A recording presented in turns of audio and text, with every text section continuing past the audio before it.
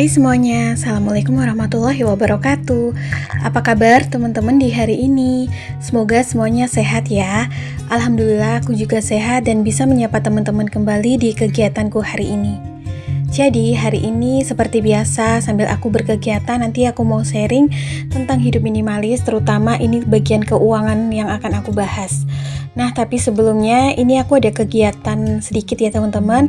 Pagi harinya aku ditelepon sama bapak aku, jadi karena aku lama udah nggak mudik gitu ya, jadi aku mau mudik setitik gitu. Ini aku karena belum masak, jadi aku beli aja oleh-olehnya lauk pauk ini ya, lauk sih bukan lauk pauk. Ini ada ayam bakar, terus suami aku juga pengennya ayam goreng. Jadi di sini sekalian kita sarapan. Kita pakai budget jatah jajan, ini murah meriah karena satu tusuknya gini tuh harganya 10.000 isi 2 ya ayam bakar. Terus untuk oleh-oleh pun sama. Di sini aku beli 3 tusuk aja karena 3 tusuk udah dapat 3 pieces ayam bakar gitu ya.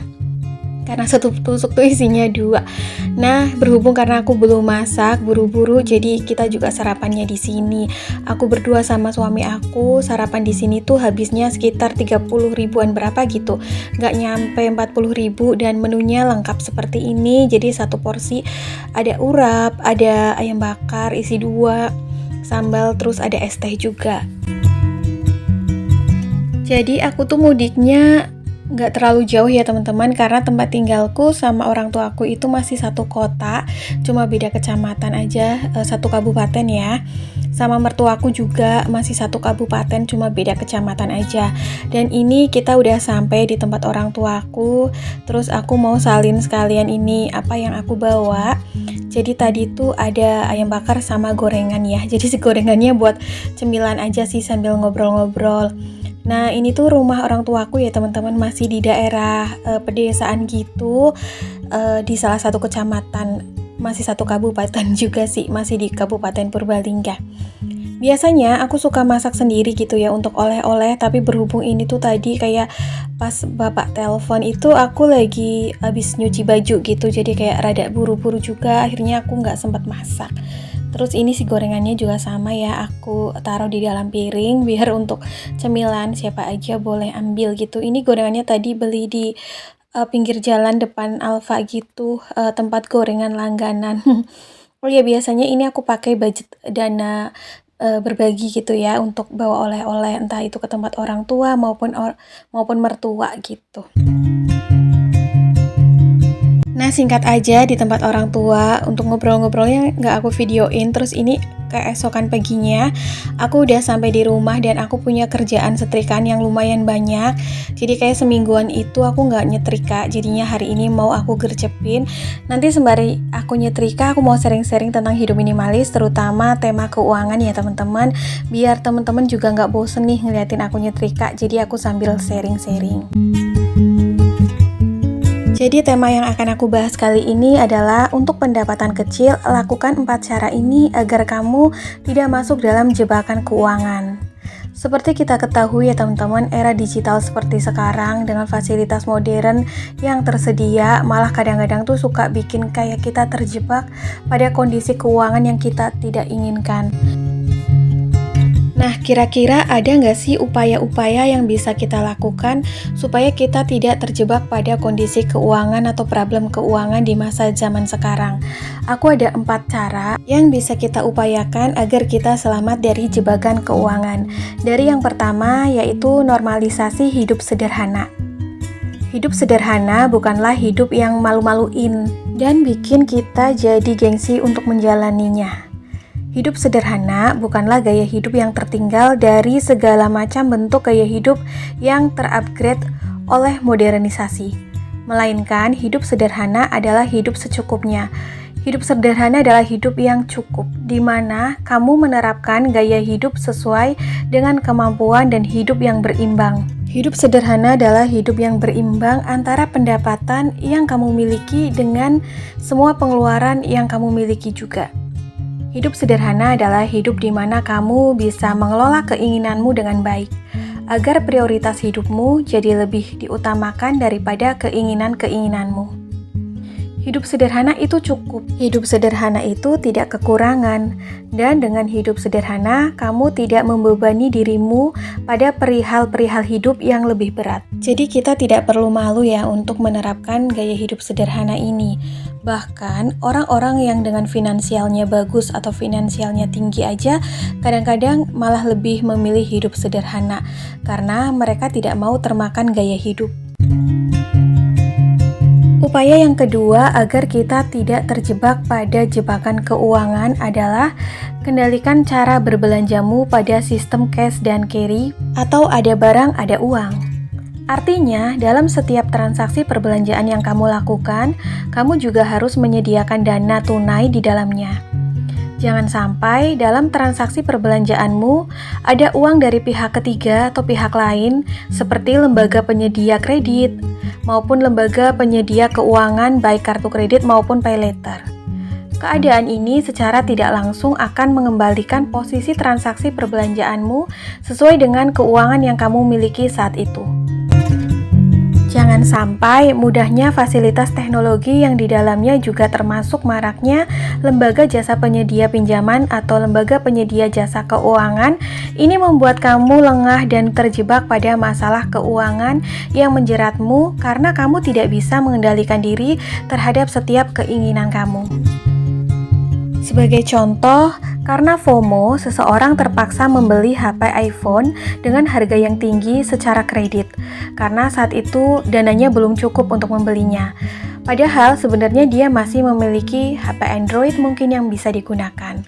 Karena tidak tahan melihat teman-temannya memakai HP tersebut dengan iming-iming fitur dan fasilitasnya itu paling tinggi atau paling baik. Dan secara tidak langsung itu seperti menjadi prestis. Kalau pakai iPhone otomatis dia terlihat lebih tinggi value-nya. Padahal sebenarnya ya tidak demikian.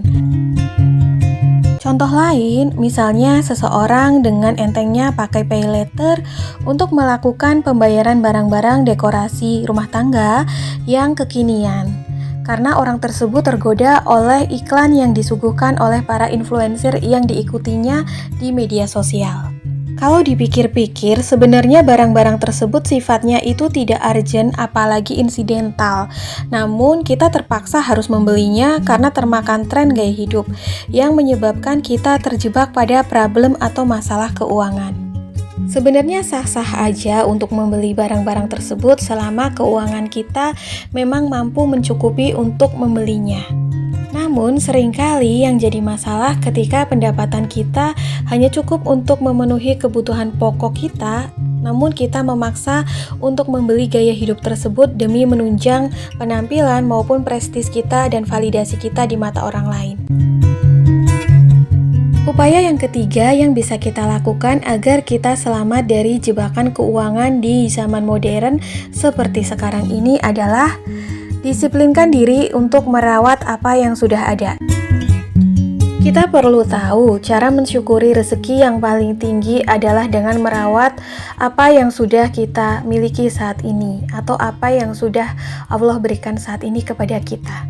Selain sebagai bentuk rasa syukur, merawat barang-barang yang sudah ada atau sudah kita miliki adalah salah satu upaya untuk meningkatkan value atau nilai dari barang tersebut. Di mana secara tidak kita sadari, sesuatu yang telaten kita rawat akan terlihat lebih indah dan juga lebih bernilai. Contohnya, rumah yang terawat, bersih, dan rapih tentu lebih elok dipandang daripada rumah yang terbengkalai. Contoh lainnya, kendaraan yang rutin kita rawat tentu nilainya, termasuk nilai jualnya, akan lebih tinggi daripada kendaraan yang tidak terawat sama sekali. Secara psikologi, rutin merawat barang-barang yang sudah kita miliki akan menumbuhkan sifat cukup. Karena kita jadi sadar, ternyata selama ini kita sudah dicukupkan dengan segala barang-barang yang menunjang kegiatan kita sehari-hari. Dengan barang-barang tersebut, ternyata kita tidak kekurangan kok dan kita bisa melakukan kegiatan kita sehari-hari tanpa kekurangan satu apapun. Kita juga jadi tahu, ternyata barang-barang yang kita miliki saat ini kondisinya masih bagus kok, masih layak pakai, masih berfungsi dengan baik, karena rutin kita rawat. Rasa-rasanya dari kondisi tersebut kita tidak perlu tuh untuk menambah atau berbelanja barang-barang yang baru hanya karena kita ingin mengupgrade barang-barang tersebut dengan barang-barang yang lagi kekinian. Karena secara tidak langsung iklan di dunia maya itu seperti mewajibkan kita untuk kita mengikuti tren yang sedang berlangsung. Jadi kita tuh nggak mau ketinggalan zaman. Zamannya barang-barang minimalis, kita harus punya yang minimalis juga. Zamannya barang-barang estetik, kita juga harus punya barang-barang estetik juga. Sebenarnya tidak masalah, kembali lagi ketika keuangan kita memang cukup dan surplus untuk membeli barang-barang tersebut. Yang jadi problem atau kendala adalah ketika keuangan kita pas-pasan, tapi sebenarnya cukup untuk memenuhi kebutuhan, namun kita memaksakan diri untuk membeli tren yang sedang berlangsung karena kita nggak mau ketinggalan zaman. Lalu upaya yang keempat yang bisa kita lakukan supaya kita tidak terjebak pada problem keuangan adalah menghargai uang sebagai bentuk hasil jeripayah usaha kita selama ini. Siapa di sini yang tiap kali terima gaji atau mendapatkan penghasilan masih surplus nih atau masih ada sisa uang sampai gajian bulan depan datang? Rasa-rasanya mungkin udah jarang banget ya kita temui, apalagi di zaman sekarang nih. Namun kalau dikembalikan pada psikologi kita, kira-kira sayang dan menyesal nggak sih saat kita mengeluarkan uang dengan entengnya dalam waktu yang cepat? Padahal uang tersebut hasil kerja keras kita selama 1 bulan. Kayaknya setiap orang pasti menyayangkannya ya. Kadang-kadang kita suka nyesel gitu ketika uangnya udah habis atau ketika baru berjalan beberapa hari atau beberapa minggu ternyata gaji kita tuh udah habis, udah minus. Padahal gajian masih lama datangnya. Nah, coba yuk normalisasi mulai dari sekarang. Kita bisa coba untuk ubah pola pikir kita. Latihan hidup hemat, latihan hidup sederhana, semestinya orang-orang tua kita pada zaman dahulu. Kita mulai latihan untuk mengelola dan mengendalikan candu pada mata kita setiap kali kita membuka sosmed atau e-commerce yang kita miliki dalam ponsel. Kalau bisa, kita bisa nih hapus sementara atau uninstall aplikasi marketplace yang ada dalam ponsel kita. Misalnya, kita bikin tantangan atau challenge, kita hapus atau uninstall aplikasi e-commerce dalam HP kita selama 1 minggu dulu nih. Kalau berhasil, kita coba lagi 2 minggu. Kalau berhasil lagi, kita bisa naikkan level selama 1 bulan. Kira-kira setelah kita menghapus aplikasi tersebut, ada dampak yang bisa kita rasakan apa enggak? Setelah challenge atau tantangan itu kita bisa lakukan, kita bisa mulai hidup normal sebagaimana sosok kita pada zaman belum mengenal teknologi sosmed seperti sekarang ini. Mulai disiplin menyisihkan sebagian uang atau sebagian dari penghasilan untuk ditabung. Seberapapun besar nominalnya, yang penting rutin aja gitu setiap bulannya kita tabung. Meskipun sedikit, itu lebih baik daripada tidak sama sekali. Lalu berikutnya, membayar tagihan kewajiban saat kita baru terima gaji. Jadi kita lebih enak mengelola sisa uang yang tidak masuk dalam kewajiban atau harus kita bayar nih. Jadi rules-nya adalah ketika kita pertama kali terima gaji atau penghasilan adalah ambil sebagian untuk ditabung, kira-kira 10%. Kalau belum bisa, boleh 5%. Yang penting disiplin setiap bulannya. Lalu kemudian di awal setelah kita menyisihkan tabungan, kita harus mengambil sebagian uang kita untuk membayar pos budget kewajiban atau tagihan-tagihan wajib kita di awal. Rules yang berikutnya, coba berbelanja kebutuhan rumah tangga sesuai dengan apa yang kita butuhkan, yang benar-benar kita butuhkan.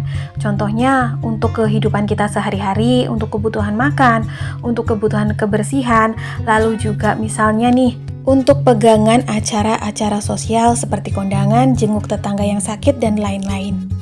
Lalu jangan lupa yang paling penting, coba deh ya mulai sekarang untuk bisa berhenti atau stop check out barang-barang fashion maupun barang-barang dekorasi. Pakai barang yang ada dulu di rumah. Pasti barang-barang tersebut masih bisa kita pakai, masih bisa kita gunakan dan fungsikan dengan baik. Tunda upgrade gadget maupun kendaraan saat kondisi barang tersebut masih layak untuk dipakai. Menghargai setiap rupiah yang kita terima sebagai hasil jeripayah pekerjaan kita selama ini adalah bentuk penghargaan diri yang paling tinggi untuk diri kita. Menghargai setiap rupiah maupun nilai nominal uang yang kita terima hasil pekerjaan kita selama ini adalah reward yang paling baik dan paling bijak untuk diri kita sendiri. Jadi, dari keempat upaya tersebut, kira-kira bisa kita terapin nggak sih dalam kehidupan kita sehari-hari untuk memperbaiki kondisi keuangan kita? Meskipun penghasilan kita yang kita terima masih tergolong kecil atau minim, sebenarnya rezeki yang kita terima saat ini sudah dicukupkan untuk segala kebutuhan kita. Tapi rezeki yang kita terima atau penghasilan kita saat ini belum tentu bisa untuk mencukupi keinginan maupun gaya hidup kita yang kita impikan. Kita juga harus ingat bahwa kebutuhan itu sifatnya wajib, bahwa keinginan itu adalah impian yang harus kita usahakan. Jadi dari sifatnya aja untuk kebutuhan memang wajib dipenuhi untuk saat ini. Namun untuk keinginan itu bisa kita upayakan dengan usaha-usaha tertentu, tidak harus diwujudkan saat ini, namun bisa kita upayakan untuk bisa kita wujudkan di masa depan dengan perlahan-lahan. Oke teman-teman, itu dia menurut aku 4 hal yang bisa kita upayakan untuk menyelamatkan keuangan kita agar tidak terjebak pada jebakan keuangan di zaman sekarang, di mana zaman sekarang segalanya fasilitas itu serasa mudah, segalanya bisa kita raih dengan cepat, namun hal demikian juga menjadikan kita tidak teliti untuk sadar bahwa kemudahan-kemudahan yang disediakan di zaman sekarang bisa juga membuat kita tergelincir pada jebakan keuangan. Nah teman-teman, aku berharap apa yang aku share hari ini bisa bermanfaat dan juga bisa memberikan semangat ya. Di sini aku mau ucapin juga kita bareng-bareng belajarnya. Di sini juga aku masih belajar. Kita berbagi, saling bertukar pengalaman di sini. Oke teman-teman, sampai di sini dulu ya video aku hari ini. Semoga bermanfaat. Assalamualaikum. Bye.